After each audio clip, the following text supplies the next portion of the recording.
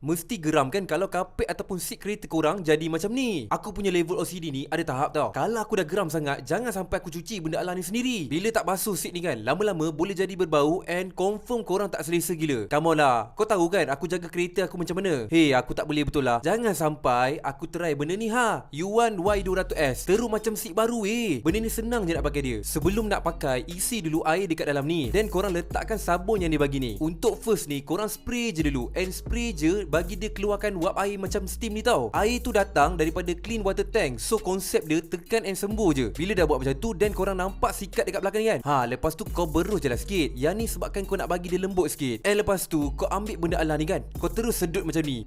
Dia punya air hitam legam tu semua keluar Air dia kotor gila mat. Sumpah puas hati. Okay guys, apa yang aku suka dekat sini, dia ada steam 100 darjah Celsius. So bukan yang son-son kuku punya. Ini memang real steril yang betul. Dia punya suction tu kuat gila sampai 18,000 PA. Dah macam Iron Man yang sedut abuk. Dia punya tank air pula, dia siap ada clean and dirty water asing. So kau tak payah nak ulang alik, nak buang air tu banyak kali. Okay, kau dah tengok kan perbezaan sebelum aku pakai benda alah ni dengan selepas aku dah cuci. Yang mula-mula tadi tu memang tak berselera langsung aku tengok. Benda ni best tau kalau kau ada anak ke, ada kucing ke, sebab korang memang akan guna benda alah ni. Yuan Y200S ni serious power. Try lah dulu, baru korang tahu macam mana aku happy lepas pakai vacuum ni. Okay lah, bye bye.